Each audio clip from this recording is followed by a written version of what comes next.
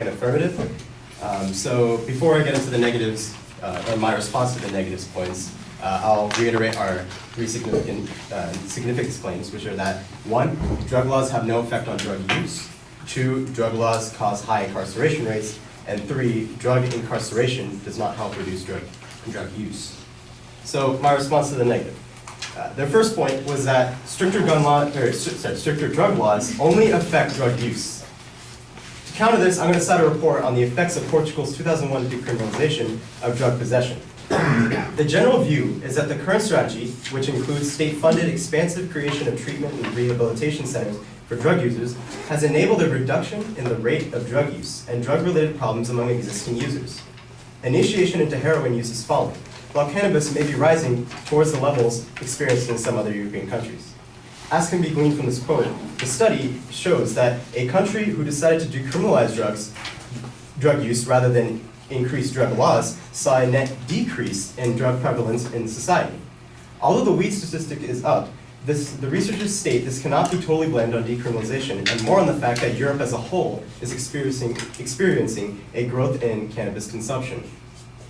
So another study to back my claim on this was conducted by Home Office Ministry in UK, involving the effects of drug laws from 11 different countries, which include Canada, the Czech Republic, Denmark, Japan, New Zealand, Portugal, South Korea, Sweden, Switzerland, the US, and Uruguay. And their effects states that we did not, in our fact-finding, observe any obvious relationship between the toughness of a country's enforcement against drug possession and the levels of drug use in that country.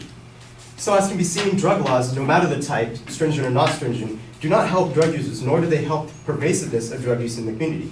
This study shows that the countries with vastly different drug laws concerning drug possession and use had no difference in the amount of drug use that existed in that country. So, on to their second point, which was that statistically, people incarcerated for drug use are not law-abiding citizens. This is true, but it misses the point. If a person commits a violent crime, regardless of sobriety, they should be punished. This is without a doubt. I'm not going to argue against that.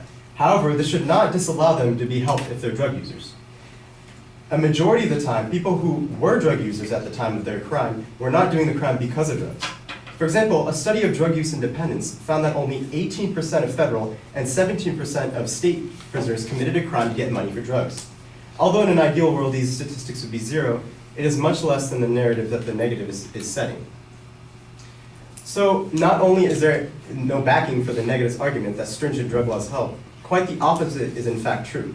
Drug laws, whether lax or not, do not seem to help as there are too many variables to be seen.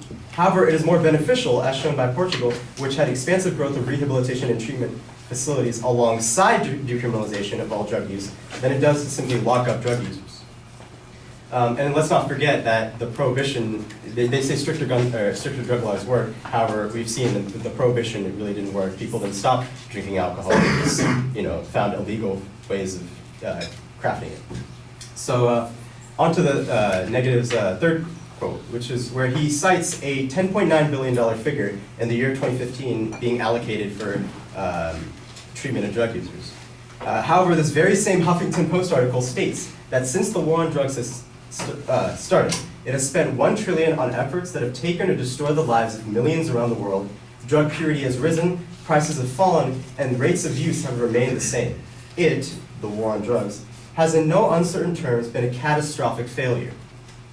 As can be seen, the cost of drug enforcement far outweighs the somewhat optimistic total cost, which I calculated with the 10.9 billion statistic to be around 385 billion since the Reagan era per year, put towards rehabilitation of drug users. It could be stated that if the entire budget of the war on drugs was placed on only drug rehabilitation and treatment, that we'd see a net decrease in drug use. However, that's not the case since we've been focusing more on interdiction and incarceration.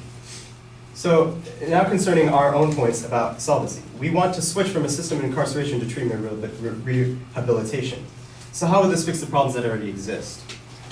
It is more efficient and beneficial than simply incarcerating individuals. A study by the Washington State Institute for Public Policy found that treatment delivered in the community is one of the most cost-effective ways to prevent such crimes and costs approximately $20,000 less than incarceration per person per year. Every dollar spent on drug treatment in the community yields over $18 in cost savings related to the crime. In comparison, prisons only yield $0.37 in public safety benefit per dollar spent. Releasing people to supervision and making treatment accessible is an effective way of reducing problematic drug use, reducing crime associated with drug use, and reducing the number of people in prison. So to reiterate this, for every dollar one spends for treatment of a drug user rather than incarceration, $18 of benefit come out relating to the crime, while only 37 cents come out of every dollar spent on incarcerating said individual. An example of legislation that has already taken steps for increased rehabilitation of drug users instead of their arrested and jailing is Seattle. The city instituted the LEAD program, which stands for Law Enforcement Assisted Diversion, aimed at curbing drug use by officers directing those caught with low amounts of drugs to drug treatment or other supportive services. An ongoing evaluation by the University of Washington has found that LEAD participants were 60% less likely than non-LEAD offenders to reoffend and led to lower administrative and criminal justice costs annually. Simply put, the path of action for individuals who we would even call victims of drug abuse, since it's considered a mental disorder, is much better suited to that of support and treatment rather than just jailing them, as the negative has stated. Rehab is both cost-effective and beneficial to communities in the United States, and its people are safer and more efficient. Thank you.